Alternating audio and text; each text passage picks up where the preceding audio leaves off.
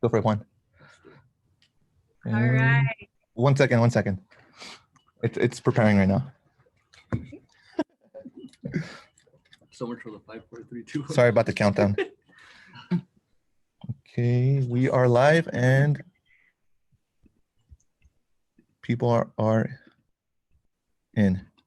All right.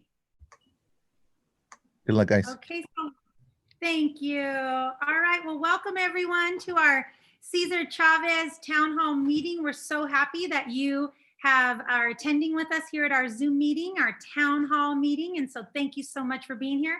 I'm Superintendent Galvan with our Greenfield Union School District, and I get to do the introduction tonight with you of your wonderful principal, Miss Amezcua, and your assistant principal, Mr. Mercado. We're really happy that they have joined us tonight because they get to share all about their school and get to tell you what the school year is going to look like.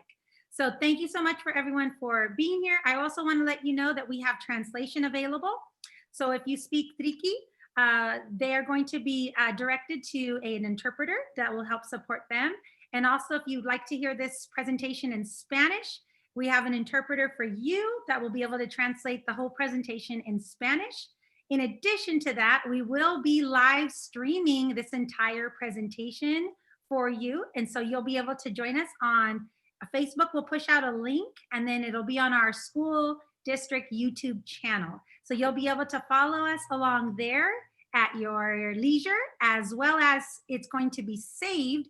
So if you have friends or family members that aren't able to watch this right now, it is going to be recorded and placed on your school, Cesar Chavez Elementary School website, as well as we'll push out the link on Facebook so you can also see it there, and on Instagram if you follow us on Instagram.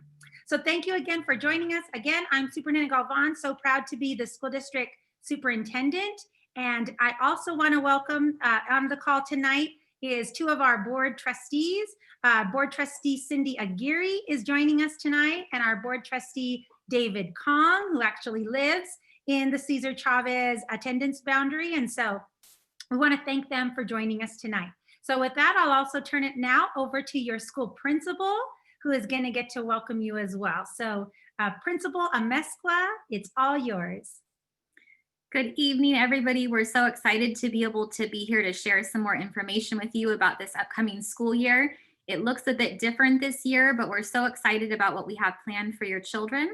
So we hope tonight's presentation gives you lots of answers, lots of good information about what's coming up and how we're planning to keep the community safe, your children safe, and really give them the best experience this next year. All right, so thank you so much, Ms. Amezcua, for welcoming them. So we will get started, and tonight we have a lot to share with you, and then we're definitely want to engage you in some question and answers at the very end, so that if we don't cover something, we're able to address that with you here tonight. So the first slide here talks a little bit about our purpose. So the purpose.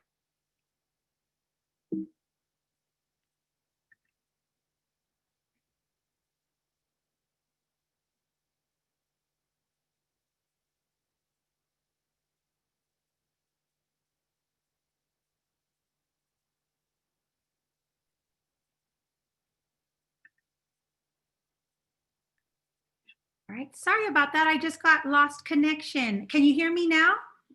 Thumbs up if you can hear me. Ms. Amezcua, can you hear me? Yes, we can hear. Okay, great. Okay, sorry about that. I got kicked off right away. Okay, thank you, Mr. Castillo. I see your thumbs up too. All right, welcome again, everyone. So I just want to say that we're excited to be here with you tonight. And so I want to go over our first slide in our purpose for our presentation. So the purpose for tonight and why we have asked you to come here, thank you for joining us, is first thing is to provide purpose. Why are we having these school site town hall meetings? So we're going to share that with you tonight. In addition to that, we're going to share some survey data when it comes to the COVID and the number of cases in California, in Monterey County, as well as in Greenfield. We want to share those statistics with you. We also want to share our stakeholder survey data from our community, parents, and our staff.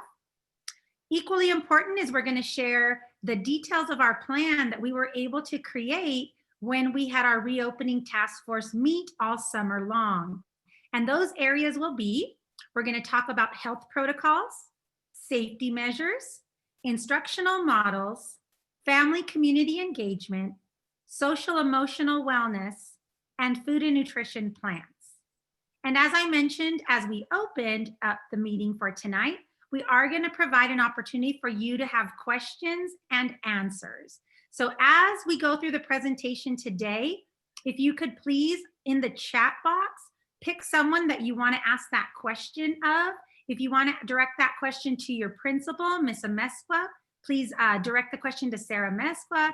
If you want to ask me a question, you can direct it to Mrs. Galvan. If you have a question for Mr. Mercado, you can do that as well. So in the chat function, please jot your question down, and then we're going to make sure that we answer all those questions when it's time to answer those. The next slide is an acknowledgement. I really want to say thank you to a lot of people who put their time and effort into designing this reopening plan that we get to share with you tonight. So on this slide is over 50 people and their names who have worked together to think about our community and our staff and our students and our families. So in this slide, there is all their names. But first and foremost, if you look at the upper left-hand corner is a family icon. We had family members that were on this committee during the summertime to think about what is it that we need to do for our families. In addition to that, we had our CTA members, our California Teacher Association. We had lots and lots of teachers who talked about safety and instruction and the things that they wanted to make sure that we thought about in writing our plan. Equally important is our classified union members. So CSEA was part of our design thinking process and were able to let us know the things that they felt were very important to include in our plan. And then finally, you see our district logo in the upper right-hand corner, and that is representing our administrators. Your principal was on this committee, also your counselor. We had counselors on here, support staff, special education specialists, and directors and administrators were also on this planning committee so that we can have a thoughtful plan presented to you tonight. I also want to share with you that we have to consult with different organizations. And so the next slide talks about state and county guidelines. So on this slide in the upper left-hand corner, you'll see the state seal of California. That represents the governor's office. The governor of California, Gavin Newsom, sets parameters and directives to all of our schools to make sure that we are also following their guidelines. And so, for example, he directed all schools to close if you're on the watch list. And so what does that mean is that Greenfield is part of Monterey County, and they deemed our area that we had a lot of cases of COVID. And so we had to close our schools and we had to continue in distance learning. So that's an example of what the governor's office may do on any given day that we then have to follow. At the bottom left-hand corner, you'll see the state seal of the Department of Education for the state.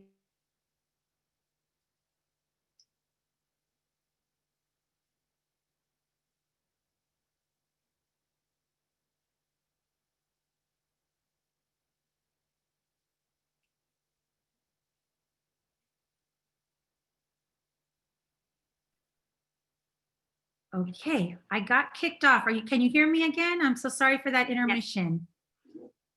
We can hear you. Thumbs up, Sarah. I see your face. Yes. Okay, great. I'm so sorry. I got kicked off again, my internet. Okay, my apologies. I will continue. So I talked about the governor's seal. I talked about the state superintendent seal. And so that Department of Education seal is from the state superintendent. So in California, we have a state superintendent named Tony Thurman, who provides direction and guidance for all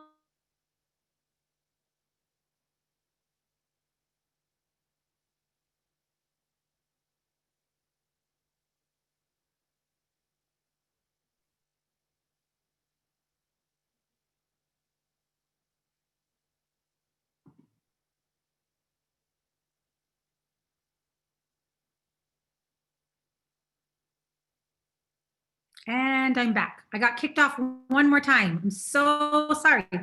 I switched. I'm on a hotspot now. Hopefully I won't get kicked off again.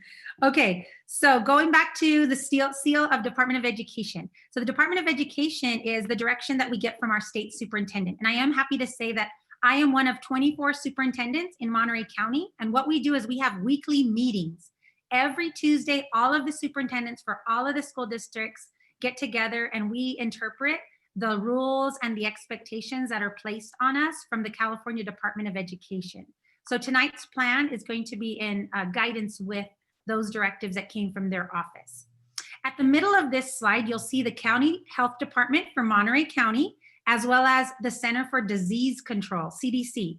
These two organizations, we have to follow their rules because these are having to do with health and safety. So tonight you're going to hear a little bit about what we're doing to make sure that we are following all their rules when it comes to the health and safety of our students, of our staff, and of our families. And so that is one example is face masks. The governor's office and the health department have put an executive order in place that we are all supposed to be wearing face masks to protect the spread of COVID. So that's an example of some of the things that come out of these two organizations. At the far right-hand side, on the bottom, you'll see the Monterey County Office of Education. That is our county superintendent. So in California, there are 58 county superintendents, and one of our county superintendents, her name is Dr. Deneen Gus. She used to be the superintendent of Soledad School District, and she helps support us also in making sure that we have in Greenfield everything that we need. So for example, she got us some face masks. She was able to secure some hand sanitizer and other things through organizations to make sure that we have that here in Greenfield. So it is an organization that helps support all of the school districts. And then finally, you'll see our seal. Greenfield Union School District all means all seal. And that is we locally interpret all of the directions, all of the rules that people tell us that we have to follow. And then those are presented to our school board of trustees where they make the local decisions and how to support our community of Greenfield. So I make recommendations to them based on what our community of stakeholders share with us. And then they are the ones that then set the protocols and the parameters for our Greenfield school. And so that is how we follow the state and county guidelines. And I will tell you this, I am going to always ask for grace and flexibility with all of you because we know you trust us and we want to be able to have a partnership with you, but the rules change from day to day. One day we'll come to work in the morning and there's a new guidance that we have to follow and put into place by tomorrow. So I want you to know that we are working as quickly as possible to respond to the rules and the expectations that are placed on Greenfield Union School District. But I do want to say that I just appreciate you all being here tonight, and I appreciate your grace and giving us some grace and your flexibility with all of that, because it is a moving target when the rules keep changing on us, not knowing what's going to happen next with COVID. And so again, I just want to say I appreciate your flexibility and your trust in our school district. We will always hold you in high regard and do whatever we can to make sure that we are meeting the needs of our community and everything that you trust in us to do. So with that, I want to talk with you a little bit about what the experts say. So on the next slide is a quote, and I normally do not read slides to people, but I am going to read this one to you because it's very important that we understand what the experts are saying about the COVID pandemic. So I am going to go ahead and read this to you.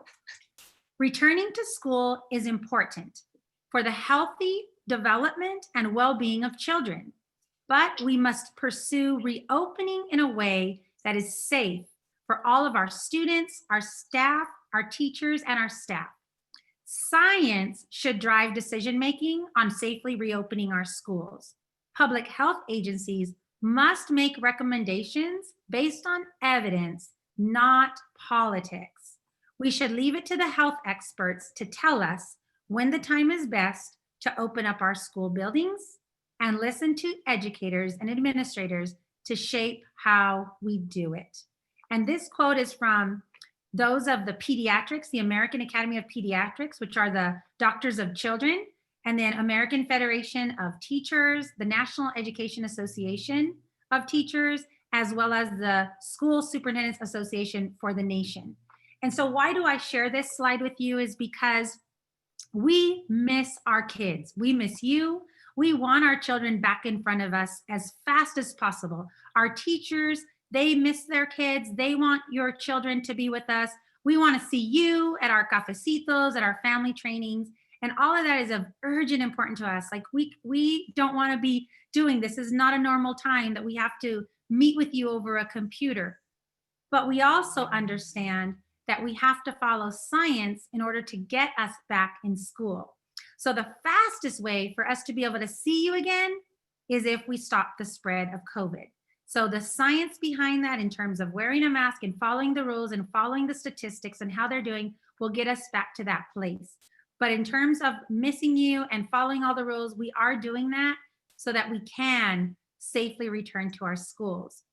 With that, the last part of this is talking a little bit about the educators and the school buildings. That is the reason why we had our reopening task force together.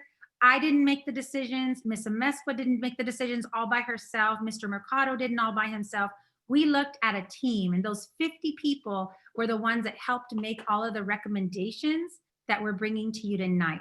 And so that was really important to us because we value your voice. We value the voice of our staff and of our families to make sure that what we're doing is in response to our community.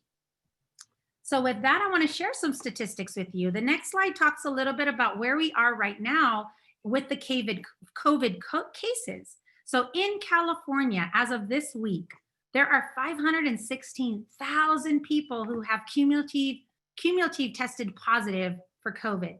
And in our state of California, over 9,000 people have already died due to this COVID. In Monterey County, as of the end of this last week and beginning this week, we had 25 cases back on March 16th. And so let's just talk about Monterey County for a little bit. On March 16th was that Monday when we closed our schools. On that Friday, we didn't know when we were going to come back, and we weren't sure what was going to happen. You didn't know as a family, we weren't sure what was going to happen as well. But the reason that the Monterey County Health Department said you need to close your schools is because we had 25 positive cases in Monterey County. And that was alarming at that time. A month later in Monterey County, there were 182. It had multiplied rapidly over the course of a month. A month later, almost 400 cases. It had doubled. In a month later, it had tripled and quadrupled to 1,387 cases in the middle of June. And that was only 3 months later. And then in July, a month later, 2,983 cases were confirmed positive. And then just as of last Friday, when we're following these numbers, Monterey County has reached 4,500, and we haven't checked the stats for today, but I'm sure they've increased a little more. And so I share this with you because we are following the science when it comes to how are we going to safely reopen our schools. Finally, let's talk about Greenfield, where we live. So at the very bottom of this slide, when we closed our schools back in March, we didn't have any in Greenfield, no confirmed cases at that time. Yet we still had to follow the executive order because the cases were increasing. A month later, on April 16th, there were 15 cases in South County. So at that time, if you can recall, they weren't looking at the cases by city. They were looking at it by areas of Monterey County. So there were 15 cases in South County. And then on May 16th, they actually did start looking by zip code because the cases had increased to the count where you could then look at them by area and it wasn't held confidential. So at that time we had 12 cases. But only a month later we had quadrupled those and we were at 85 confirmed cases in June. We then jumped to 240 confirmed cases a month later. And as of last Friday, we had 354 cases. And again, we haven't updated this as of today, but we know that those have increased as well. In terms of the increases in South County, Greenfield happens to be the highest, with King City just behind us in terms of the number of confirmed cases. We have had recoveries, and that is good news, but nonetheless, These are the number of cases that have been infected in our town of Greenfield. Why do I share this with you? Is because we need to continue to follow these numbers. The only way we will reopen our schools to traditional settings is if these numbers start decreasing and that they plateau and we don't have any more increases of cases. And so I want you to know, we want you to know that we're following these statistics very closely to make sure that when it is safe to reopen our school doors. The next slide I want to share with you is a little bit about why we have our doors closed. So you'll notice there's 3 areas. There's high risk, there's medium risk, and there's low risk. And so on high risk, you'll see in the darker orange or the red area is distance learning needs to happen. And so right now in Monterey County, in Greenfield, we are at a high risk, which is why we are not opening our classroom doors for our students at this time. So high risk means that you have to do distance learning and you have to make sure that we are supporting our families and doing all the things that we can to continue learning, but at a distance. The middle of this slide is the medium risk. That's like the light orange color. That is when we can do a hybrid. So when we can do, some of our kids can come to school while some of them stay at home, is kind of a transition model. And we've been working on a hybrid model that we will then move into when it's safe to do so. Right now, it is not safe to do so, so we will continue in distance learning until we are able to share with you what's next. And then finally, on the far right side is the yellow. And the yellow is what we remember school to be. This is live instruction. You get to come back. Your teachers are going to get to see you again. Your principal will be ready to receive you. All of the people who love the Cesar Chavez family will be ready to receive you. And that is when we're at a low risk. And in-person instruction can happen again. And so that's what our dream is. That's where we want to be. But we know that it's going to be a process for us to get there. So the next slide talks a little bit about our district priorities, no matter what risk level we're at. So when it comes to our district priorities, these are some of the things that we hold really close to our heart. And we want to make sure that whatever we do at no matter which school your child attends, that we make sure that these are happening. And they're not in any particular order. They are all equally of importance to us, and we want to make sure that we support. So number one of the things that we want to make sure that is happening is student health and safety, both physical and social, emotional. That's really important to us, that our students are safe, that they're healthy, that we do whatever we can to make sure that happens. And tonight you're going to hear from your school leaders, Principal Amesqua and Vice Principal Mercado, about the physical and social emotional things that we're doing to keep them safe. You're also going to hear from your leaders about employee health and safety and how we're making sure that their physical and social emotional needs are being met as well. We have a wonderful counselor over at Cesar Chavez that we all love, and she's going to continue to support and teach our teachers and our support staff on how to make sure that they check in with kids appropriately. And so you're going to learn about some of the lessons that we're going to be teaching every day, that when it comes to the social emotional supports for kids, along with academics. And they're prepared to share that with you in just a few moments. The third item I want to share with you is quality instruction. We need to make sure that your students are learning, and we are prepared to do that. So what has happened back in March is we were in emergency mode. We were in emergency mode and trying to quickly write packets and send them out to families and run all of those and check in when we could. That was a really hard thing for everyone to do. And parents, we're so sorry if you didn't have the best of experience. We heard from you and we want to help support you as we move forward. And we also are thankful to all of you who reached out to your teacher and reach out to your school to get that support. It was not an easy time. So what we've done is we have reflected, we've looked at all of your stakeholder survey, we've talked to people, and what the instructional schedule is going to look like as we open up our schools is very different than it was when we were in an emergency situation.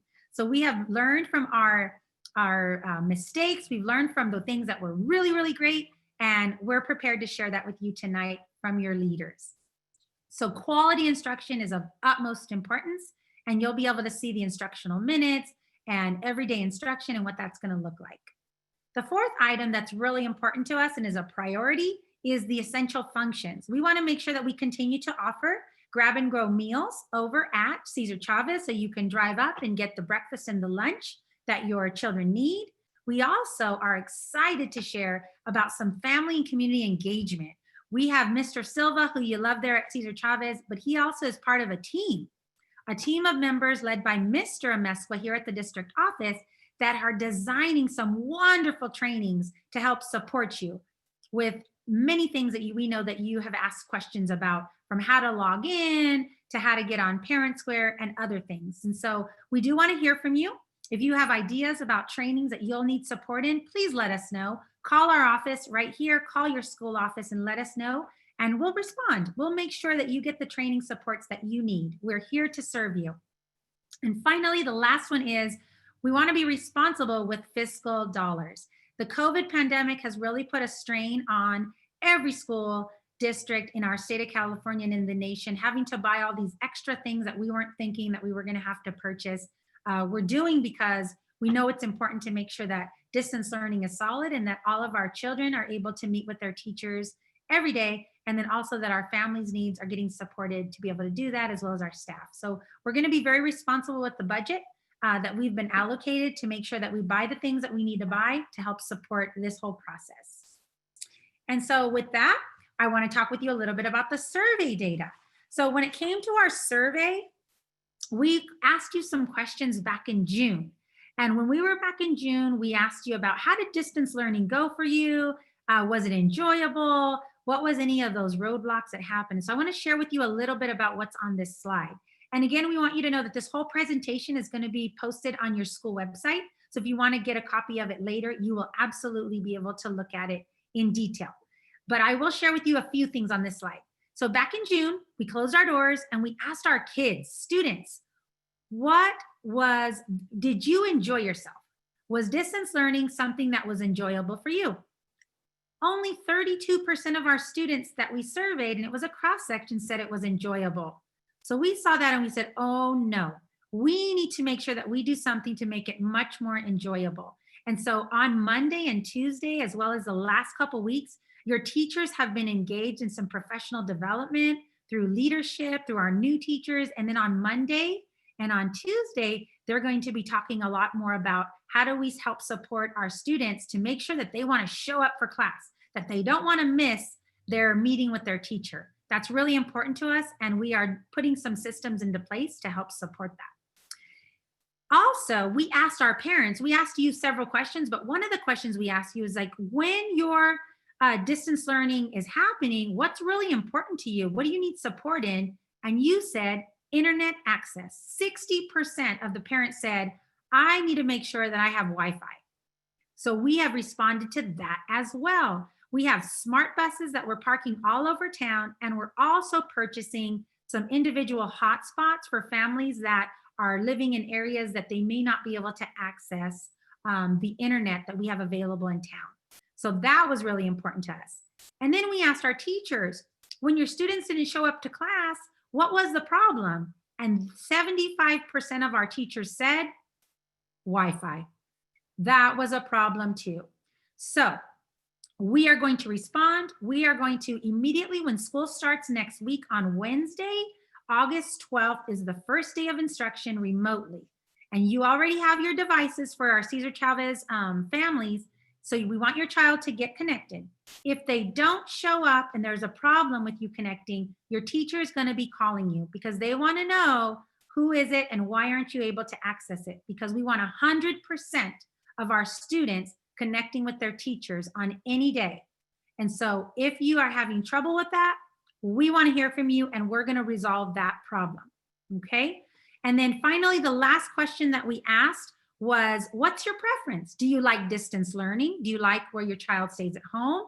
Or do you prefer the hybrid model where that is half of the week you come to school a couple days and then the other days you stay home? Do you like that method? Or would you prefer to come back to school in the traditional live instruction that we knew before we ended in March?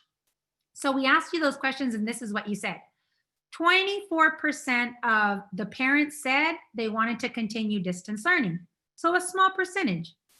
29% said they wanted a mix. They wanted some in school and some at home. And then 46% of the parents said I want my child back in school. I want them to be able to be learning from a teacher in the classroom. And then of our staff members and our students, they also responded equally in that kind of sentiment. It was from 17% to about 24 saying they wanted distance learning, and anywhere from 29 to 35% said they liked the hybrid model. And then averaging about 45% of the families, the students and the staff said, I want traditional. Well, so 24% was about the average of 20%. Well, now let me show you when we asked you in July and you saw some of the cases creeping up. Let's look at the next slide that talks about our July survey of you. And so of those students that of those families that we called, and of those that responded to the survey on their own, and we did some random calling. So we just got on the phone and we called families throughout our district to get a random sampling of what were the thoughts about distance learning, hybrid model, which was the half and half, or traditional model. And this has changed since June. 73% of our families that we surveyed said distance learning. You did not want your child to come back to school because for whatever reason, you felt it was safer to keep them at home. 22% said you'd like to do the half and half. You can keep them at school a couple days a week, but also keeping them at home. And then in the traditional model, send my child back to school, 8% of our families that we surveyed said they were comfortable with the traditional model. So this seriously changed from June to July in terms of the response from our family community. Why do we share the data with you? Because this is very important to us. We need to hear from our families and our stakeholders on what do you feel about the situation? How can we improve? What are your needs? And we will continue to engage you in surveys just like this because we want to make sure that we're able to respond when something is not working or when something is working really well. Please tell us too. We love to hear the good things or if you have a really good experience with the distance learning. So distance learning is where we are. The governor said it, and also our school board approved a recommendation that we had already made because we showed them this survey data that came from our groups of stakeholders. So the next slide talks a little bit about what the school board did approve. So our fall reopening schedule is going to be done in phases. So due to the health and safety and the situation that we're in, we're going to be reevaluating in 9-week increments because we want to continue to study the statistics, we want to study the science, and we want to continue to engage our parents on how's it going. So here is what our school board has approved. First quarter, so starting on Wednesday, August 12th, and through the first quarter. And I want you to think about quarters as when you get your child's report card. In October, the middle of October, you get a report card. That's the end of first quarter. By first quarter, we need to make some decisions about how things are going so that we can respond. So we're going to be asking questions about how is learning going in distance learning? How's the Wi-Fi going? Teachers, how is your instruction going? Are the kids showing up for school? And then we're going to look at our health and safety and find out, are the numbers still increasing in Greenfield? Are they staying the same? How's it going? And it's my job as your superintendent to report that to the school board, who then evaluates that and helps us make decisions on what's our next step? What do we need to do to respond? What I need you to also know is distance learning, even though our school board might say, we think it's safe, numbers are looking good, the governor still overrules when it comes to the health and safety. So when he put everyone on lockdown, shelter in place, back when we heard that on July 17th, that's why we're in distance learning right now. He was looking at the numbers as we are looking at the numbers. So that's why we're in distance learning right now. But I want you to know that we had already made a decision based on the numbers on July 16th, the day before the governor made his big announcement, that we also as a community knew it wasn't yet safe to return back to school. So it was very thoughtful that we made the decision, and then the following day, everyone in Monterey County had to do distance learning. So that's first quarter. What's going to happen is on middle of October, you'll know if it's safe to come back to school or if we have to continue distance learning. So then the second quarter would be when you get the next report card, which is the middle of January. And then third quarter would end the middle of March, and then fourth quarter is in June. So that's how we're going to follow to communicate this. And the one thing I want to say about this is for those of you on this call, parents that are having a hardship with childcare, we understand that, or trying to figure out how is somebody going to be at home to help support my child. Those kinds of things, we know it's not easy. Some of you on the call were happy. You were happy and relieved when we said we were going to distance learning because you didn't want to send your child to school. You didn't feel it was safe. But some of you on this call thought, oh man, now how am I going to figure out how to get to work as well as make sure my child is taken care of? And so for that, we just want you to know that we understand and that we apologize if this has placed a hardship on your family, because these decisions are very difficult ones. And it wasn't something that we took lightly in having to figure out how to respond. And so this is a slide that'll kind of ground us in when we're going to reopen our schools. So the last slide I have before I get to turn it over to Ms. Amezcua and Mr. Mercado is about our communication plan. This is really, really important. What I'm sharing with you tonight, we have over 100 Cesar Chavez Elementary people, families on this call, and we are so thankful that you're here with us tonight. But that isn't everyone, right? That's not the whole Cesar Chavez family. And so really important is that when I share messages and when your principal shares messages, we need to make sure that it gets to every family in the Cesar Chavez attendance area. And so our communication plan is going to be as follows, so that when we have a message, we're going to send it out, but we need your help to make sure that we spread the word to please visit us on some of these locations. And so I want to tell you really quickly before I tell you what we're going to share, how our communication is going to be sent out to everyone. First of all, Parent Square. We want to make sure that you have an application on your phone and that you know how to access it, and that you get the messages when we send them out to you so that you can hear them or read them or whatever you need support with. We want to make sure that we get them to you. If you need help and you don't know how to use Parent Square, please call the school and tell your child's teacher. They're going to be asking you on the first day of school on August 12th if you need help, and we're going to make sure that you get the help for that, because that's how we send you messages. Number 2, our school website. Our school website is always going to have the messages, the letters, the videos, and everything that we're sharing here with you tonight is going to be recorded and on our website. That's really important. So you can access the information there. Number 3, if you have Facebook, you can go to your school page for Cesar Chavez, or you can go to the district page for the Greenfield Union School District. Also, Instagram. Some of you have Instagram, so you can go on Instagram and you can follow our Greenfield Union School District page, and you can get information there as well.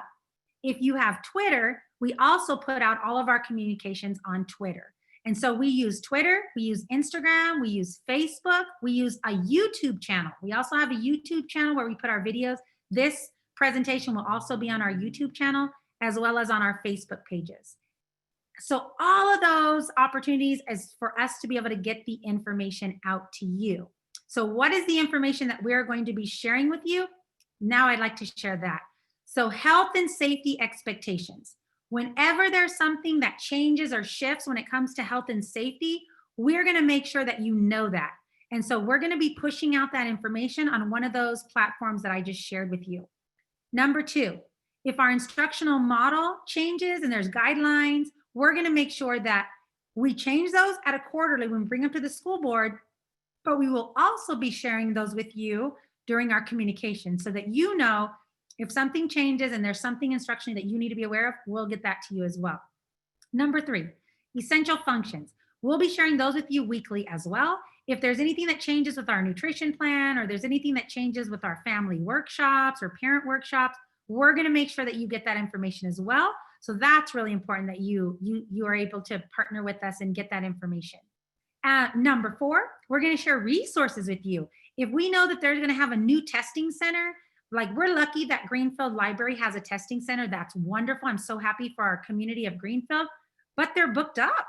It's hard to get an appointment there, and sometimes it's a little bit later. So if the county opens another testing center, or if they let us test kids somewhere locally in addition to the library, we're going to make sure that you get that information. So that's kind of the information that we want to make sure that you have. And we're really good about getting it out there. We just need to make sure that you're able to receive it so that you can then inform your family. And then the last thing there is community and family engagement. You're going to get to hear tonight from Ms. Amesqua and Mr. Mercado a little bit about how they're going to be engaging you in parent workshops, but we're really excited about what we're going to be doing over the next few weeks to make sure that all of our families get trained on the very important topics that you need to know to be able to help your children. And then the last bullet on this slide, just before I get to turn this over to your principal, Amesqua, is if you have opted out of Parent Square, please opt back in. I tell you that because information is power. If you don't have the information, you don't know when school starts. If you don't have the information, you don't know who your child's teacher is. If you don't have the information available to you, you're not sure how to respond. So it's so very important that you know how to utilize the Parent Square application. And that's our primary method of getting information to you.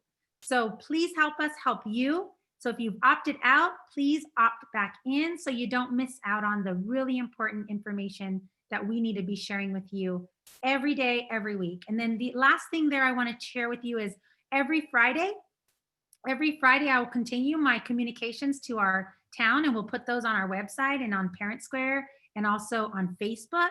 And on every Friday, tomorrow I'll be sending another message, letting you all know about when school starts and those kinds of things.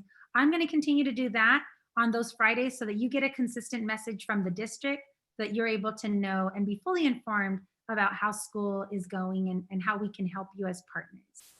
And so that's my introduction for you. Lots of information, but all very important so that you know how to be really well informed about your Cesar Chavez Elementary School. And so we're super proud of all of our bears over there. And with that, I'm so happy that I get to reintroduce two of your wonderful leaders who just miss you. I can't say that enough. We talk about your school family all the time and how much they want to see you as quickly as they can. So with that, I have the honor of welcoming back to the presentation, Principal Amesqua and Vice Principal Mr. Mercado. Thank you so much, Superintendent Galvan. We want to walk through all these priorities that were mentioned as kind of an overarching list of things we're going to talk about in our presentation today. So first of all, health protocols. The health protocols are extremely important during this time. So we want to share with you that students will be provided all services that they received in school. So if a student received counseling in the past or behavioral health services, IEP services, 504, student study team services, they will still be getting these supports as needed. So you will be definitely informed as a parent about the times and the methods of giving these services to your child. But we want to assure you that despite the fact that they won't be in person, we will still be giving these services to any child that is in need of them. Students and staff will also be provided with important information regarding all the safe practices. So for example, today, all of our new teachers coming into our school site received a training on all of the risks, all of the identifications for COVID, and all of the procedures for staying safe on campus, which we'll talk a little bit more about. But we are keeping staff informed, and as we join all of our teachers on Monday, we will also be providing these same trainings to staff and to our classified staff as they return Monday and on Wednesday. Students and staff will also be provided multiple opportunities for wellness and check-ins. So they are definitely going to be supported in making sure that they are healthy and safe as they enter our campus. And we have a protocol for that we will share with you. So if you have any questions or concerns, we do want you to feel free to call our school office. We have a health aide on site, and we also have a district nurse. And so we welcome your calls to ask any questions about any of these health protocols or safety protocols, which I will talk about next. Parents are also going to be included in these trainings. We want you to be well informed about the health procedures and the practices and protocols that we are implementing. So in saying that, our first Parent Cafe this year which is to be determined the date. We will be offering some more information about that. This First Parent Cafe is always hosted by myself and Mr. Mercado, the principal and assistant principal, and we will be offering it virtually, but we would love for you to please keep an eye on your parent square and all of the different locations we post information for the date and time. So you can join us for some more information about the health protocols, the safety protocols, and just continue learning about how we're going to be conducting this next year. So some of those include the hand washing, the use of masks, social distancing, and all the recommendations that are extremely important that we receive from CDC. The next area, which really does just continue this conversation about, health, safety, is our safety measures. So preparing the safety measures, we are doing this in several areas. So the 4 areas we are really focusing on are the hygiene. So how are we hygienic in our own practices, and what are the things that we should be doing around that? What kind of equipment do we use to protect ourselves? So this would be things like the masks, the shields, perhaps in some cases, gloves, physical distancing, making sure that we're being careful and we're keeping our 6 feet distance from one another in our workstations and the way we're conducting ourselves on campus, and cleaning and disinfecting. So this is extremely important on a campus where people come and go, and we want to make sure that we're very careful and that these procedures are handled. So we have a plan for that, and in terms of keeping all areas safe for people as they come and go and use the areas. So preparing all spaces for safe return of school and students and staff. This is really our priority. We want to make sure that the education piece of this is really happening as well. We're educating all of our stakeholders on all of these procedures, all of these protocols. As I mentioned, we are educating our staff, all of our staff, and we want to offer the same kind of education to our families and to our students as we prepare to rejoin each other on campus. So we want to just make sure that you are aware of these things coming, and please do continue to look in all of our locations for more information as we offer continued trainings. Another training piece that I'll mention now, and it does come up a bit later, is there will be many opportunities for parent training, even outside of the safety measure. And our district has the luxury and the privilege of having a wonderful technology coach, Miss Maribel Barba, and she's going to be offering lots of parent trainings around different platforms that we'll be using, Parent Square, our Google Classroom, and the learning platform iReady, which we also use for assessments. And we want you to just be aware of these upcoming trainings so that you can join these great opportunities, which will really help and support your child at home as they're learning and growing with us in a virtual setting. The next portion here, we want to just let you know that part of the safety measures that we're asking is if you have a reason to be coming to our school office for any pickup, for any questions, that you please call our office first, just to ask the question over the phone and make sure that we're making appointments, that we have everything ready for you so we can be very timely about getting you the information you need or the documents you need as you come in. So if you can please make sure you call and you just let us know why you're coming in and what we need to have prepared for you, we would be more than happy to make a time for you to come in and do so. The other reason for this call is we want to make sure that we are able to have few people in the office at one time to keep it safe for our family and for community as they come into our offices. Every individual that comes on campus, and this pertains to staff at this point, considering that we'll be virtual for students and so on, is the requirement to check into our wellness station. So what does that mean? That means that our office staff has been trained, and it's led by our health aide, and our secretaries are both trained on this as well and supporting that. Every staff member that comes into the front office must check in there first when they walk onto campus. This wellness station check-in begins at 7:30. However, any staff member that comes on at any time will have this service. So what does that mean? That means that they get their temperature checked as they enter campus, and they're asked a short questionnaire, making sure that they don't have any high-risk situations in relation to COVID-19. If the staff member is well and we feel that it's safe, then they are welcome to join our campus. And of course, if there's any suggestion of illness, that staff member would be sent home. We will also be utilizing several different pieces of equipment for safety. So examples of those are the disposable face mask, gloves, face shields, hand sanitizer, dispensers. We have touch-free hand sanitizer dispensers in the office. glass and plastic barriers, which we have around our office setting to keep our staff members safe, disinfectant spray, and disposable disinfectant wipes, which will be used between use of surfaces, of main surfaces that are shared by staff members. And we're going to talk now about instructional model, and I'd like to welcome our assistant principal, Mr. Mercado, to go ahead and share on this section.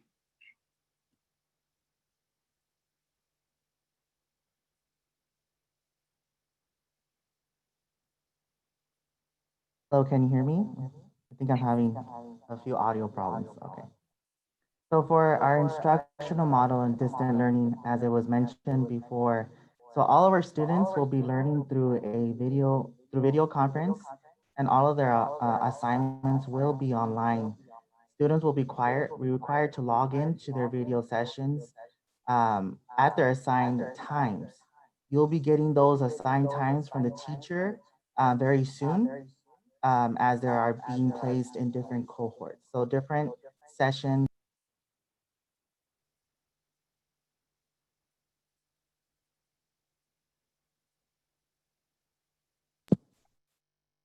I'm sorry. Also, our pre-kinder and transitional kinder and kinder students will also have additional supports throughout the year and the beginning of the school year. And we'll mention those in a little bit on one of our next slides. So saying that all of our students will be online learning, attendance will be mandatory and it's not optional. So all of our students must log on to their assigned Zoom sessions at that time. We will be checking in with our students. If they are not logging in, it will be just a check-in to see, as mentioned before, what additional supports you might need in order to be successful, your child to be successful in online learning. Our grading system will be a credit and no credit unless otherwise notified by our district. And we will still continue to administer periodically assessments through our iReady diagnostic. And we will also use that to identify students' needs for intervention purposes. Our after-school program, we are very fortunate to have it still funded and offered. We'll have more details forthcoming with the ACES program. If you already have signed an application for ACES for your child, we are beginning to make those calls to let you know that your child has been confirmed to be in the ACES program. The ACES program will look a little different this year, as it will be an online distant learning support tool for your student. So any work that is being left, perhaps during the day by their teacher, they can get extra support after school from one of our staff members. Go on to our next slide. Teachers, as mentioned before, our Parent Square will be utilized to communicate with all of our parents. So teachers will be notifying you through Parent Square of any updates, notifications, or any news that is going on at our school. So teachers will also begin to send out notifications beginning August 10th, and they will be introducing themselves as your child's teacher for the year. As I mentioned before, some support for our transitional kinder and kinders. Our laptop and material pickup will be this August 12th to the 14th from 10:30 to 3:30 p.m. So some of our teachers and staff will be on campus to help our students learn how to log in to their Google Classrooms and give them a tutorial of how to use their computers. Teachers in kindergarten will be calling parents to schedule those appointments with you. As for the rest of the grades, 1st through 6th grade, material and curriculum pickup will also be the 12th through the 14th from 10:30 to 3:30. And we will be located in front of the school. We will have different signs in front of the school to let you know where the grade level pickup will be. So all students will be receiving a starter kit of supplies. So they'll have pencils and notebooks and other supplies to get them started for the school year. Ms. Amezcua? So we want to share with you an example of the daily schedule that your child's teacher will be sharing with you. So as Mr. Mercado mentioned, starting on the 10th, teachers are returning back to work and they will begin to contact you via Parent Square, letting you know that they are your child's teacher, as well as sharing with you the Google Classroom link that will house all information for your child's instructional plan. The daily schedule will be posted within there, as well as links to the Zoom meetings that they're going to be asked to participate in. So as you can see on the left side, 2nd through 3rd is the schedule would be a cohort would come Monday and Tuesday virtually online via Zoom. They would be joining the teacher at 8:30 for an SEL lesson. So this is a social emotional lesson. So it's supporting students with social skills. They would have ELA instruction, English Language Arts, for about an hour from 8:45 to 9:45. And then they would receive math instruction for an hour from 10 to 11. ELD instruction would follow a short break, and then they would have lunch. Now, what would the second cohort be doing during this time? So these classrooms of students will be split into 2 groups. Half of the class will be considered A cohort and half the class will be considered B cohort. So your child will be designated either A or B. If they're part of the A group, they would be joining that schedule I just mentioned. If they're part of the B group, on Mondays and Tuesdays, they would be receiving instruction after lunch that's a bit shorter, and it would be continuing following up on instruction from the following instructional day they had. Now on Thursdays and Fridays, B cohort goes first and receives the longer instructional blocks, and A cohort would receive the check-ins after lunch that are a bit shorter. And the same goes through 4th through 6th that you can see next to the 2nd through 3rd column. And this is going to be the model of instruction that your student would be following. No need to worry to remember all of these details. Your child's teacher will be giving you an exact schedule, and this will be in the Google Classroom that you will be able to follow every day, and it will have the links taking you directly to those Zoom lessons. So your child will be receiving instruction in each of the main areas that they do in a day in a in-person setting. This next slide here shows an example of what this would look like for students that are a little bit younger.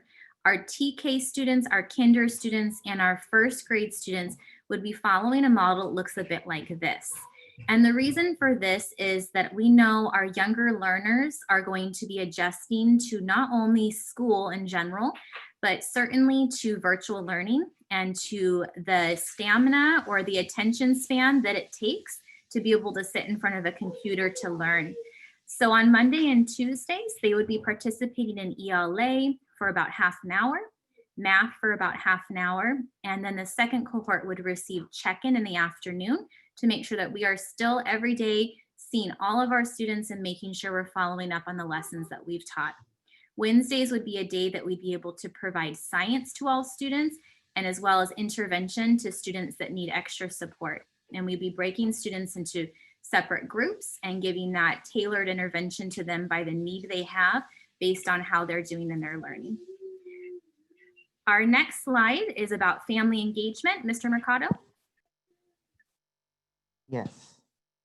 So as mentioned again before, our main way of communication with all of our parents will be through the Parent Square app. So it's very important that if you don't have the Parent Square app yet downloaded, that you do communicate with us or your child's teacher to get the app. So it is the mandatory communication key that we have for our district.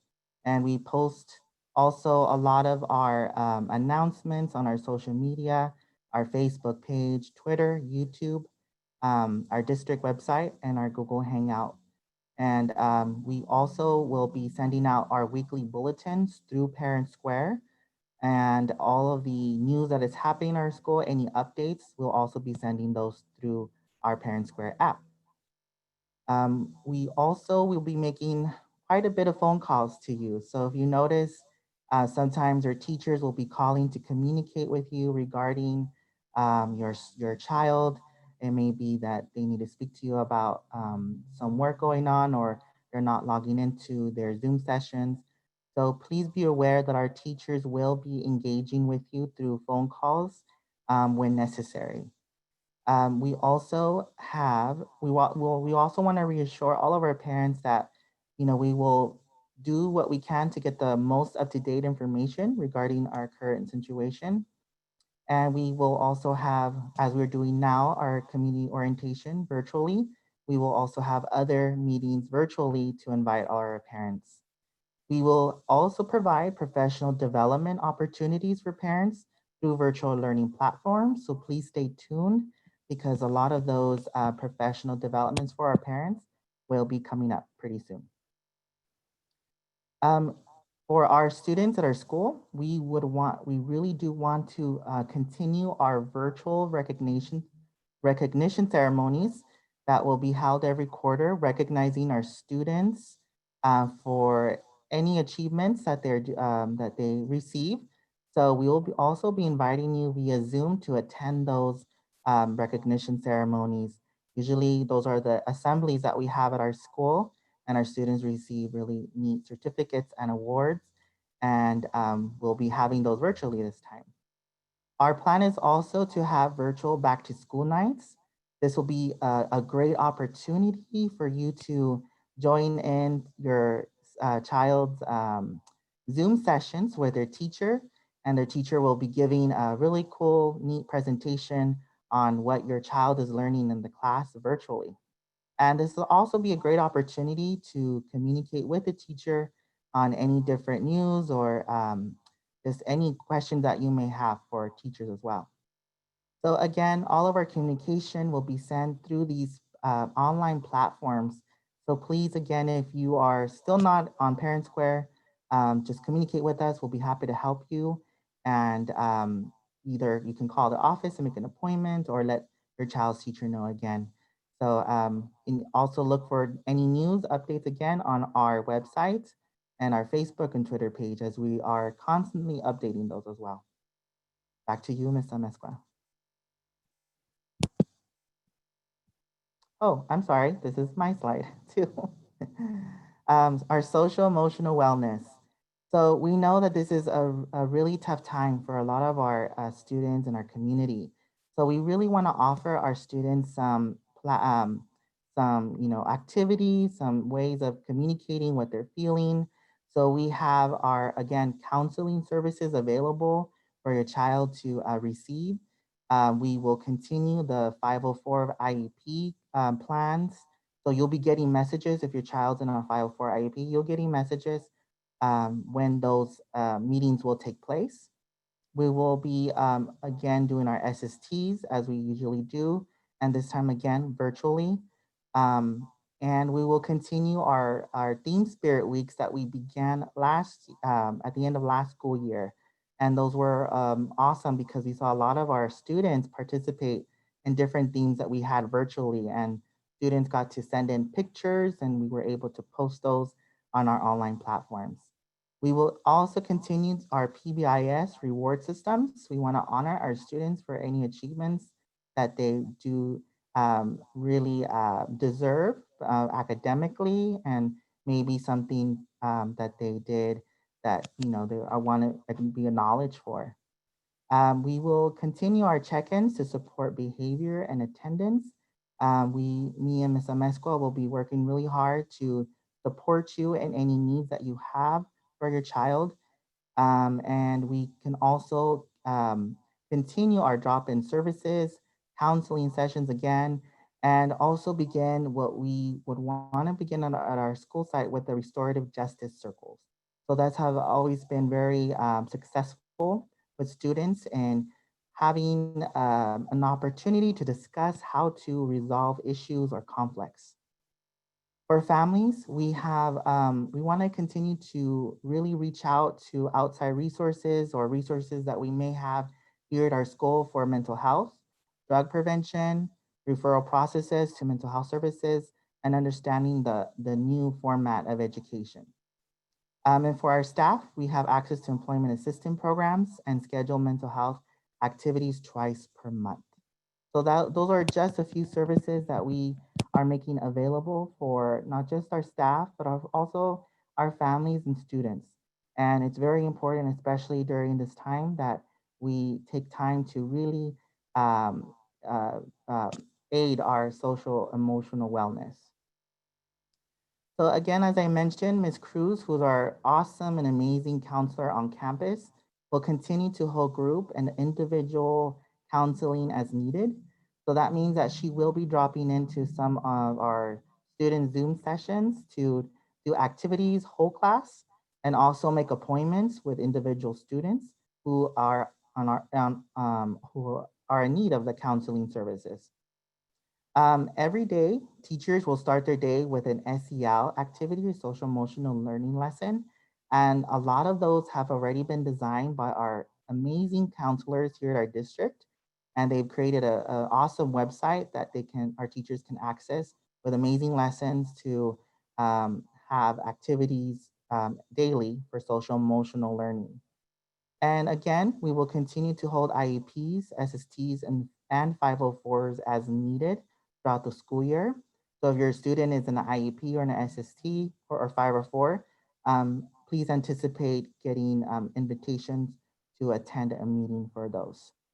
And and again, we want to really emphasize that we really want to continue a lot of our PBIS activities, incentive, and spirit days to really continue the spirit of trying, being in school. Although it's through a computer and distant learning, we really want our students to continue to feel that they are a part of our school, even though they're not there in person.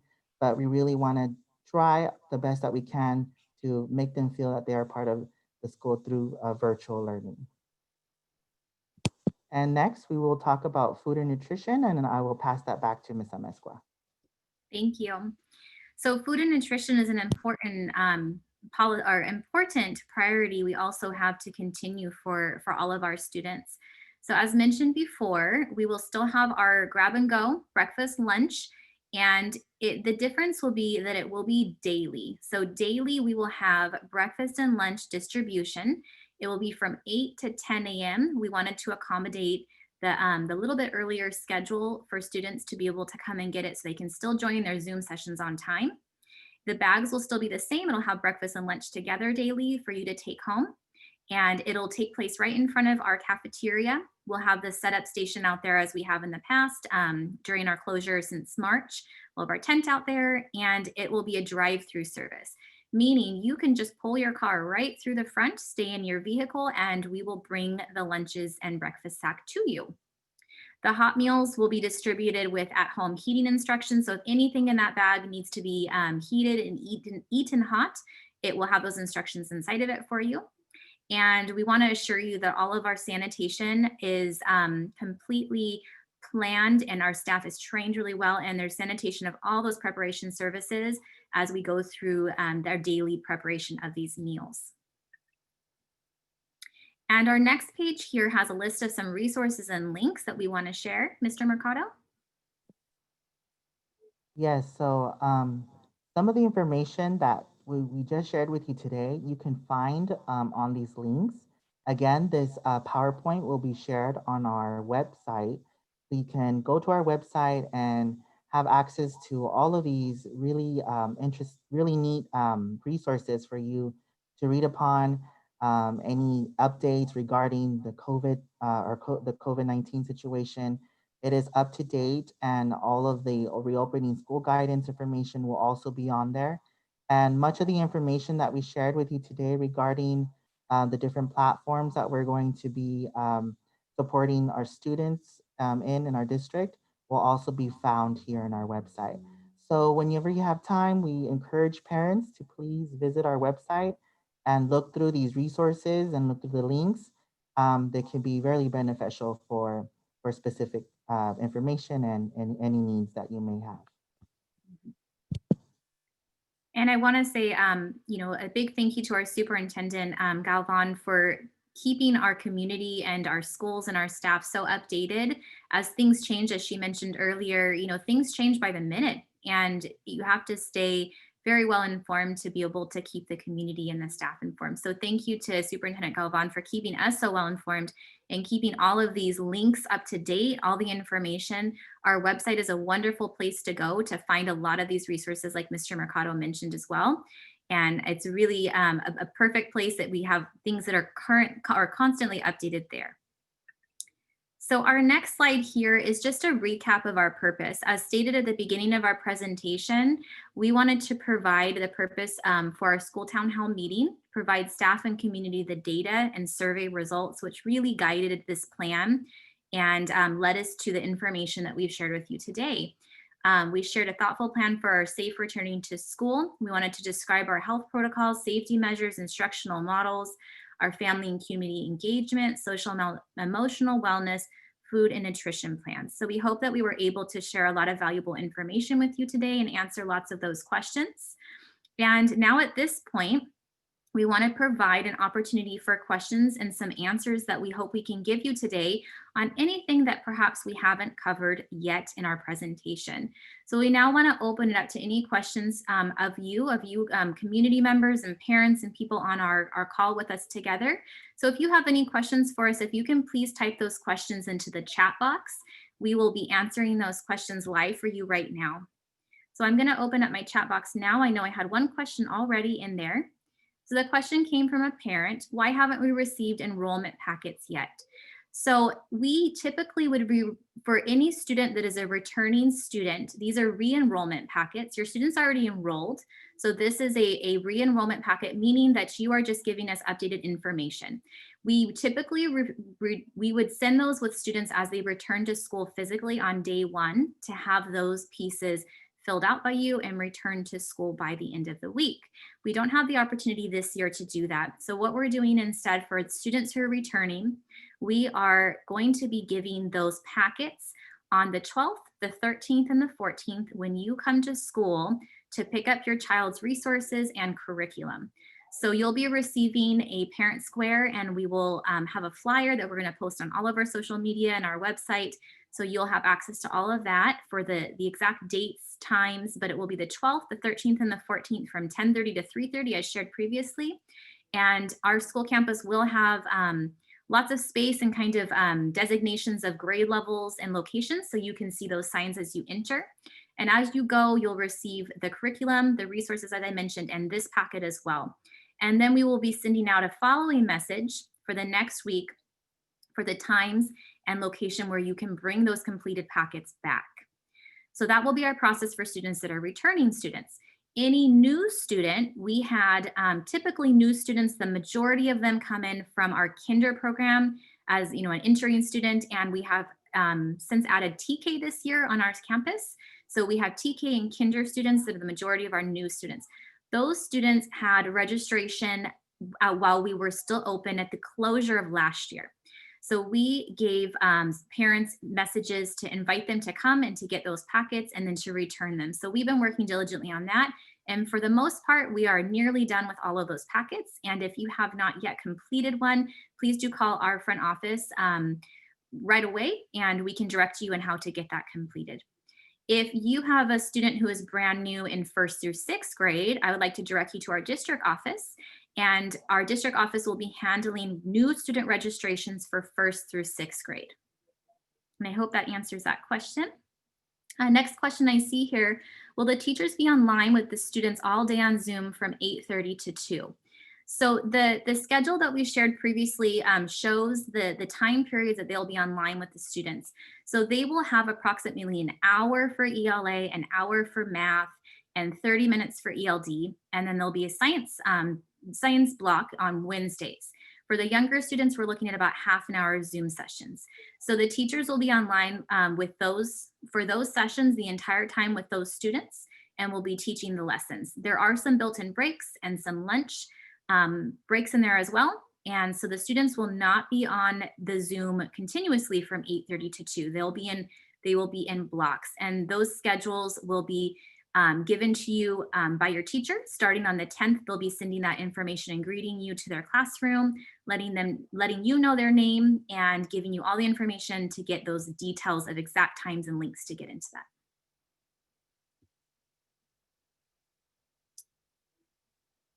And I'm looking for any additional questions here. I haven't received any additional questions. Have any other questions been addressed towards perhaps Mr. Mercado or anybody else as a host on our call this evening?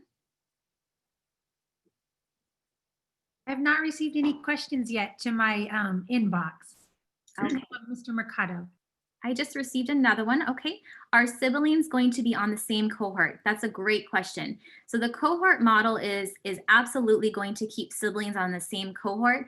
And the cohort model is really designed so that when we return to a hybrid model of learning and we have children back on campus, we're able to only have one cohort on campus at a time.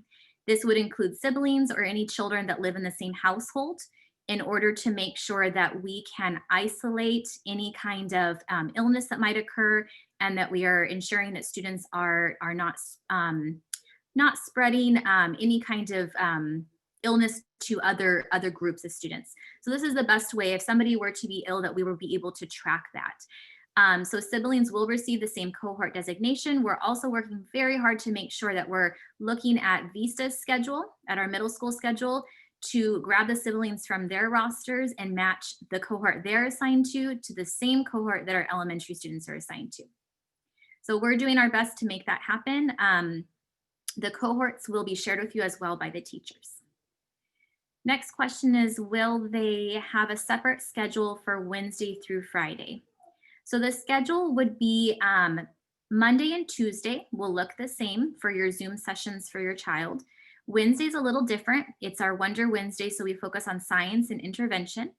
And then on Thursday and Friday, you will have the same schedule Thursday, Friday. So your Monday, Tuesday schedule will match, and your Thursday, Friday schedule will match for Zoom sessions. And then Wednesday is designated for science and intervention. And I see a question here. Do we know more or less what the Wednesday schedule would be the science block? Yes, so the science block would be about an hour of instruction in the morning, and the children would receive kind of an interactive science lesson. Our science curriculum is actually online and it's very hands-on, and so we'll work hard to try to get kids engaged in that still. So it would be in the morning and it would be about an hour block. We will work hard to make sure that students are able to participate in this. So we will look at whether we will do a cohort model on that and split them into 2 groups, or whether we will do whole instruction with the whole class. Let's see here. I have another question. What happens in the event that my child is unable to log on to her Kinder Zoom classroom because I am working? Is there a makeup class or makeup classwork we'd be able to pick up, or is there another option?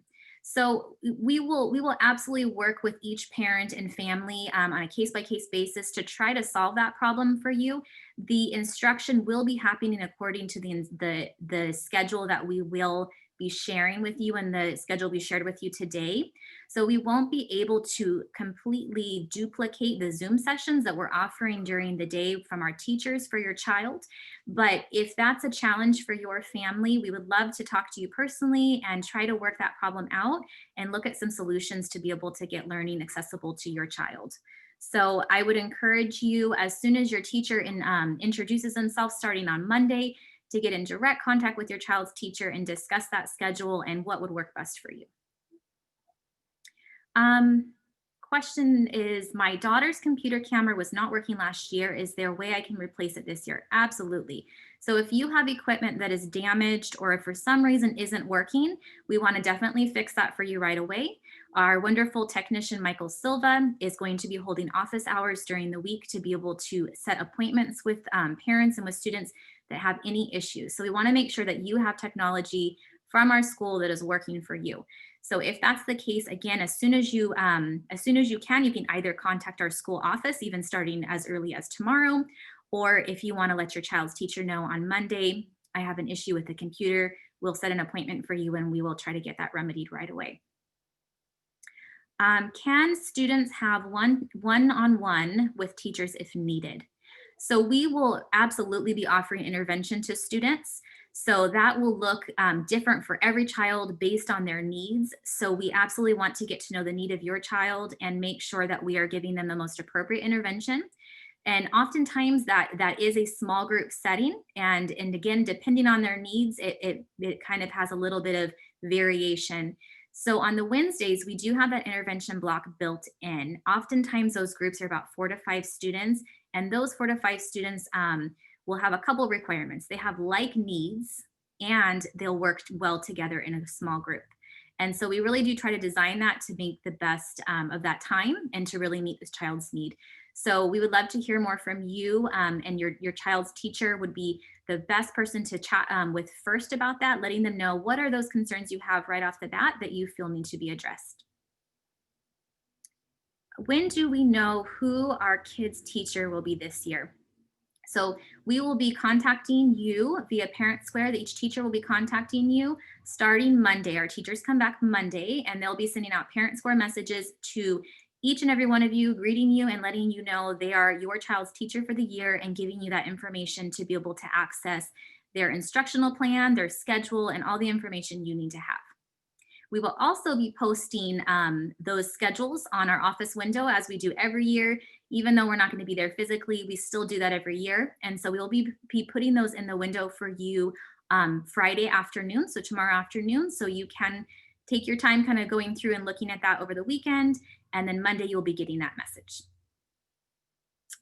Principal, Yes. I had that question as well. So I had a parent ask, when would they know their cohort? So you just, thank you for answering that. So they'll get that information from their teachers right away on Monday. We'll get to know that. And then as far as the cohort goes, which day to meet in, they'll also get that from their teacher as well, correct?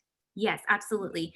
We'll have those completed by Friday. So by tomorrow afternoon, we'll have sent those out to teachers, and then they'll be messaging that to the parents starting on Monday. Beautiful. Thank you. Okay, the next question here I see is, what if we don't have internet access? That's a great question, and that's a really necessary thing for every family to have. So we have a flyer that we're going to be sending out and putting everywhere we can that has information about these mobile buses that we will have parked all over the city, and they will have Wi-Fi hotspots in them. And our flyer gives detailed information about how you can access that Wi-Fi unit. So it will be able to span a long enough distance to give you access in your home. They're going to be parked in kind of strategic places around town. So hopefully this gives everybody access if you need it, and you'll be able to log into that Wi-Fi unit. If we don't have success with that, we do ask that you contact your child's teacher or the school office immediately. And we do want to provide internet access, and we absolutely do have a plan to do that if these mobile Wi-Fi units do not work for you. And Superintendent Galvan, do you maybe want to mention anything about the hotspots and how we could possibly be offering hotspots to families that need them? Absolutely. Thank you for that question. So we have updated our Wi-Fi locations of where we're parking our smart buses.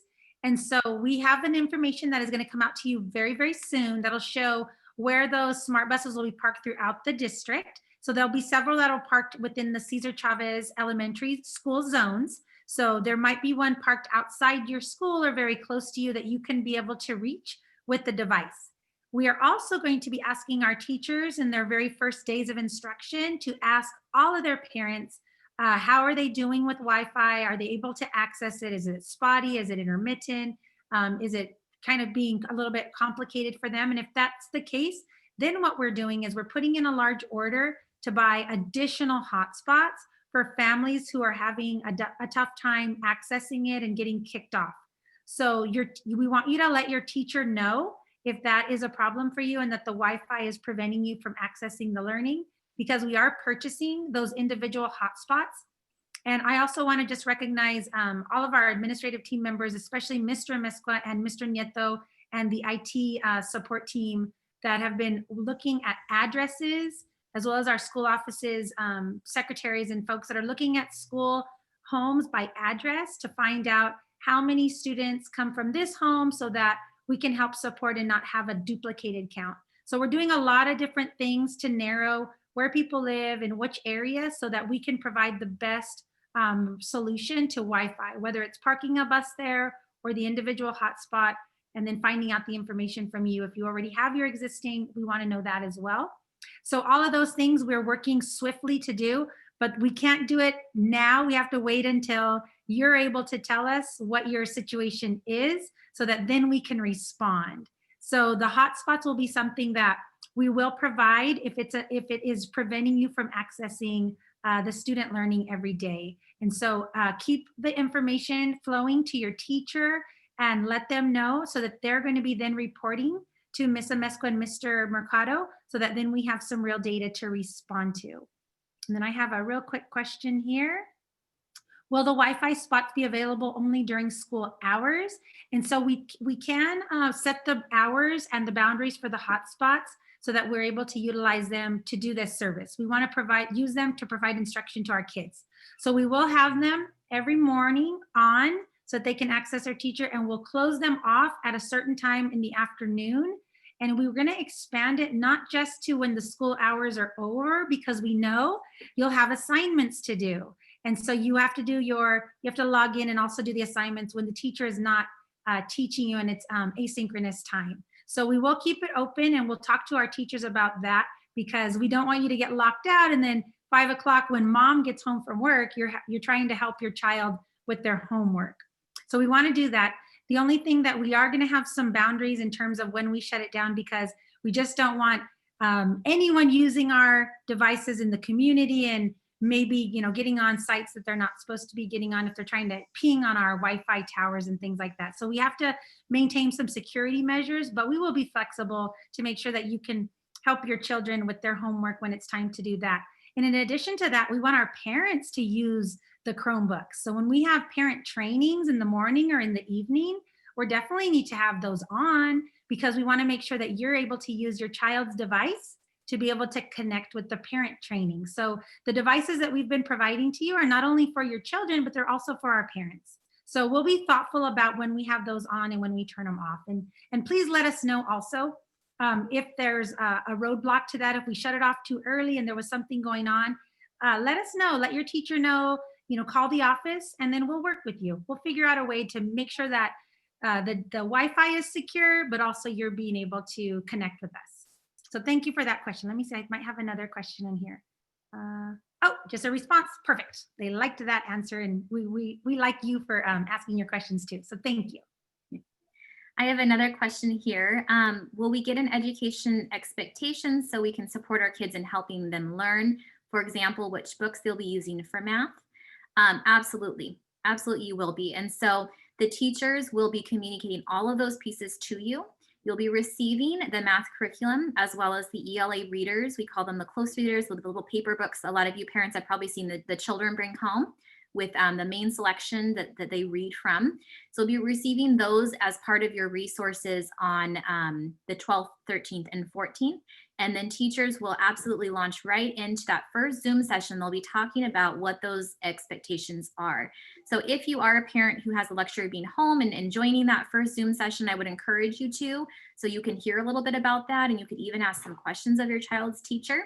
But all of that information will also be posted on the Google Classroom. Each teacher will use that as the main platform, as I mentioned earlier. And that will have a detailed description of the schedule, expectation, due dates, and everything that you'll need to know to keep your child on track and for your child to be able to participate. Is the school supplying mask, hand sanitizer, etc.? Absolutely. We actually, we have just received a large shipment of all of those things that have been given to each classroom, to the office, to our nurses station, on top of what we already did have. So all of those things will be provided to staff, and to our MOT department has them on hand. And so all staff members will absolutely have those. What materials will students be receiving? Are students going to do classwork they will need to turn it on paper, or is everything going to be online computer? So the materials they'll be receiving, it's going to be a little bit different by grade. We know that our younger learners are going to need slightly different resources than our sixth graders. So our kindergartners will receive things like crayons, glue, scissors. They'll be receiving pencils, journal notebooks, sleeves, and cardstock to use for as little whiteboards. They'll be receiving all the materials that our kinder teachers really felt were important for them to engage in the learning. All of our students will be receiving paper, they'll be receiving notebooks, and a variety of different things. Each grade level is a little bit different, but everybody will be receiving kind of the basic supplies, some writing utensils, some highlighting type materials, and some ways to record things, either a notebook or some lined paper so that they can work at home on things. Are students going to be turning in work using paper, or will be online and computer? The majority of what we will be doing will be online. And we do have some great ways to do that within Google Classroom. We're really going to focus on having our older learners typing and responding through Google Classroom using that method. And it's a really wonderful way for them to practice, knowing that when we do return back to school and have the opportunity to resume learning and the assessments in the fashion that we have typically done it, they are really required to use a keyboard and to respond in that method. So we want to continue to give them that practice. We do know that some of our younger learners, especially our kinder, our TK, and maybe some of our first graders will have a little bit more of a challenge with this. So if that's a situation, we will be kind of blending that and offering them some opportunities to perhaps have you as a parent drop off some pieces of work they've done, or to be able to present them in Zoom sessions to show their work so that they can still be able to share what they're doing and teachers will be able to check their progress. So it will be a little bit of a blend depending on the grade level, and your teacher will give you details on that as they go along with those expectations I mentioned. And I don't see any other questions right now in my chat box. Are there any other out there? I don't have any more in mine. Okay, I just got one more. Will there be a music section this year? And we have Mr. Castillo on the line, actually, our music teacher. He's waving, giving us a thumbs up. Absolutely. We have a wonderful VAPA teacher, and he's still with us. And he is, I think everybody knows Mr. Castillo is very talented in mariachi and instrumental and vocals, and he will be continuing to support students. So that schedule will kick into gear our second week of school. Our first week, we have a short week. It's just that 12th, 13th, and 14th. So we'll be working diligently to get those schedules put together and let your child adjust to online learning. But starting week 2, Mr. Castillo will be offering Zoom sessions with your child once a week, like we were doing in our regular in-person type of model. And that will look different for each class. So he'll perhaps join a Zoom session, or he'll tag onto a Zoom session, and those schedules will be posted as well. So they will still be getting that wonderful experience with arts and with music.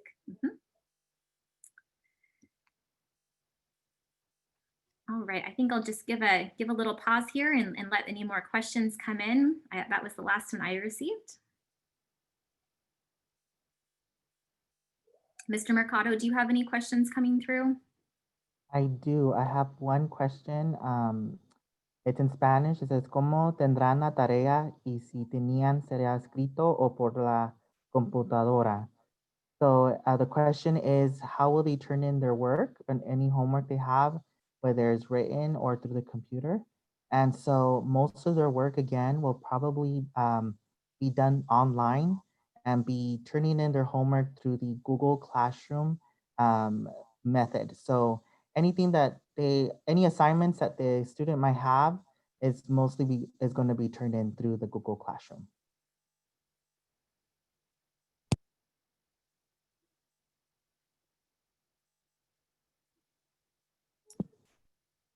And that was my last question that I have. So please, parents, community members, if there are any other questions, we'll give just another minute or 2 here to allow you to enter those into the chat box. We'd be happy to answer any questions that you may still have.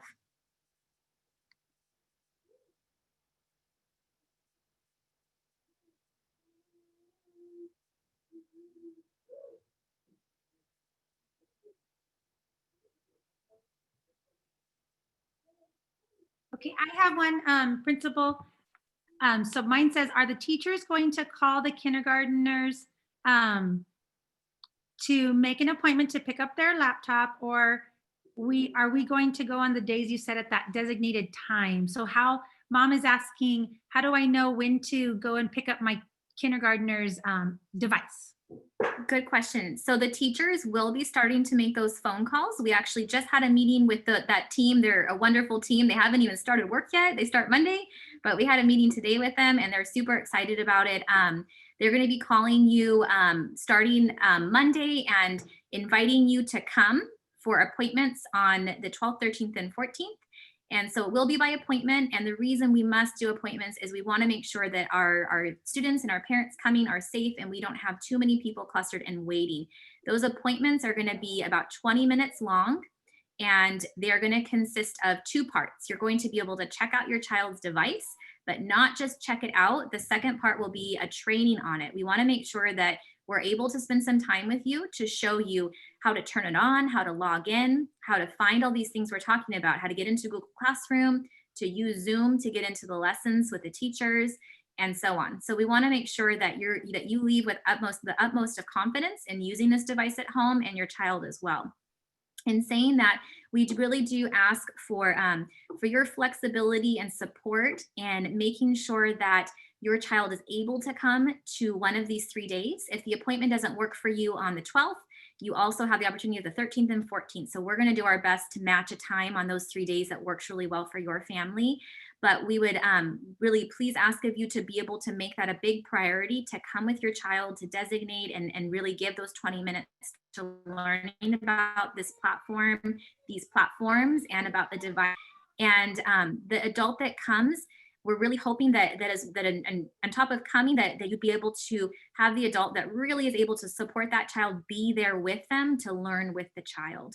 So to the best of your ability, if that can really be made a family priority, we really, really ask that of you. It's extremely important to the success of this virtual learning model that your child has that device and really is able to access the learning with the platforms we're providing.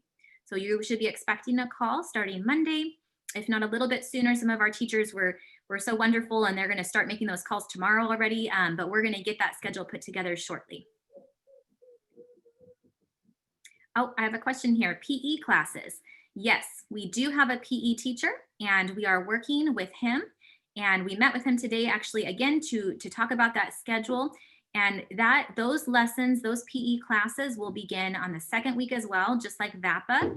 The first week, again, we have a short week. It's just those 3 days, and we want our kids to adjust to the virtual learning platform and to their teacher's schedule. The PE teacher as well as the VAPA teacher will have the opportunity to pop into sessions that 12th, 13th, and 14th, those first 3 days, and just say, hello, I am your teacher as well, and introduce themselves. But the schedule for those will start the second week of school, and that will also be posted by your child's teacher.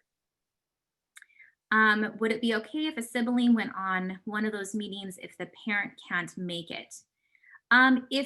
If the child is able to walk safely with that sibling and you trust your older child to walk your younger child over to the school, yep, that would absolutely be fine. I know some of our families have older siblings that can care for the younger 5-year-olds that would be coming. So if that's a dynamic that's safe and you feel like that older sibling would be able to learn with your kindergartner and kind of bring that information back, then absolutely that would be fine. We want to make sure that that we support you guys in kind of teaching and answering questions. And so we would just hope that that sibling would be able to do that. And that's the last question I have there. I have one more question from a parent. Okay. And the parent is asking when applications will be sent out for music classes. So we'll be meeting with our music teacher to go over all of the extra classes that we may offer, maybe at different times during the day.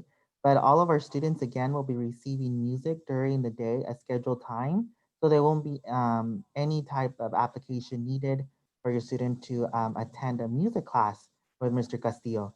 So he'll be offering those classes already embedded during the day. But any other music classes outside of the instructional time, that's something that we'll be further looking into and discussing as well with Mr. Castillo.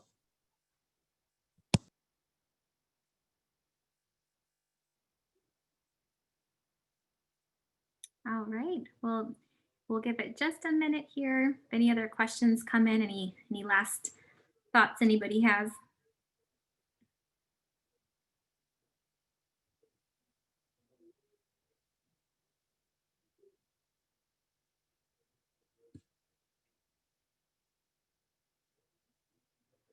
Oh, I see Mr. Silva has a sticky note there.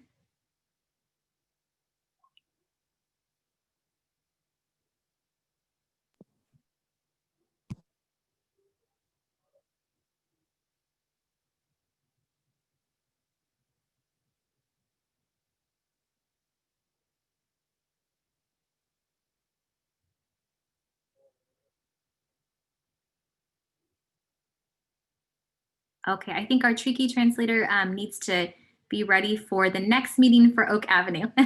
We're just about done here. Thank you, Mr. Silva. I have one more question. Okay, The question is, will TK students also get devices?